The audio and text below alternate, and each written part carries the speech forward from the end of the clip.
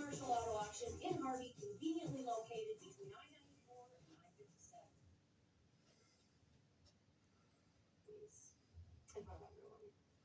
The first time I witnessed that, Carrie was very close to me and I could see.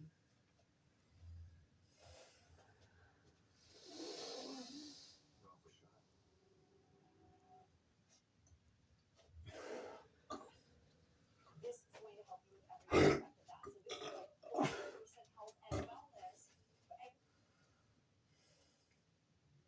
Representative Panetta for his remarks, and thank you. Thank you, Representative Houlihan, of course, Representative Moulton and my colleagues for this legislation, and thanks to all of you for being out here on this morning, put it that way. Again, I'm Jimmy Panetta from the 19th Congressional District, and prior to this position, I served as an intelligence officer in Afghanistan in 07-08. I was also a prosecutor in Oakland, California, as well as in Salinas, California, in which I prosecuted gang members and drug dealers. And I can tell you, in both lines of work, we use evidence and we use the law to reach our decisions. Unfortunately, when it comes to military actions in the Caribbean by this administration, it has failed to provide the evidence, failed to uphold the law, and failed to justify its use of force.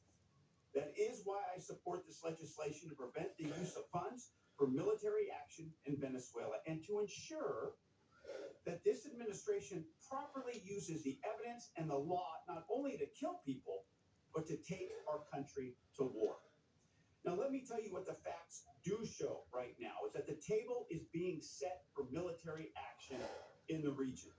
Over 10% of our deployed naval assets are under the purview of SOUTHCOM. That's the largest military buildup since the Cuban Missile Crisis.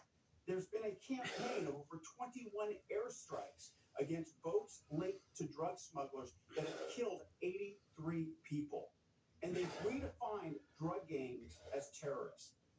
All of this evidence points to a new war on narco terror that could easily lead to a costly military entanglement by a president who said he would end forever wars. Now, the law the administration is using to justify its gunboat diplomacy is fuzzy at best. They claim they're waging war on drug traffickers and using the war on terror as a template. But if you're going to war, as Representative Moulton said, you must go to Congress first. And if you don't do that, there must be evidence of hostilities or an imminent hostility towards the United States. We see none of that from this administration. No evidence of that. No abidance of the War Powers Act. And no evidence of justifying this use of force. As Representative Auchincloss accurately put it, there's no evidence that fentanyl is coming from Venezuela. There's zero evidence that these drug boats are going to the U.S. Outboard motor drug boats that would take 20 stops to refuel in order to make it to the United States. There's zero evidence of a long-term strategy to go after the root causes and root sources of the illegal narcotics that are on the streets of America. What I do see, though, and what I understand is that any attack on land, bringing conflict from international waters to sovereign territory, would be an extraordinary and expensive escalation that would pull our forces and focus away from the threats in Europe and the Pacific. And ladies and gentlemen, beyond the facts, beyond the law, there are our American values and our American standards. That when we engage in military force to kill people, we don't just blow up people to declare a victory. Because when we do that, that's unconstitutional, that's inhumane, and that's immoral.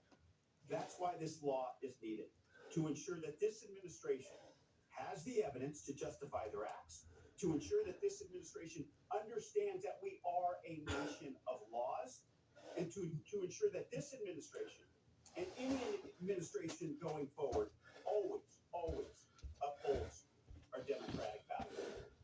With that, I turn it over to our good friend and colleague, Eugene Bindeman. Thank you, everybody, for being here this morning on a very important topic. And I also want to start by addressing the president's heinous comments against several of my colleagues.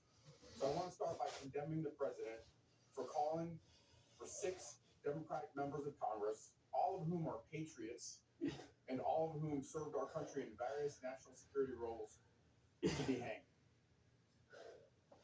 It's the kind of thing we expect from a Saudi crown prince, not an American president. In fact, the president is currently the biggest accelerant of political violence in our country today. I want to say I'm grateful to my colleague Seth Moulton and all of my colleagues here for gathering us today as veterans of the global war on terrorism to address the lawlessness of this president. Seth and I served during the Iraq War, a war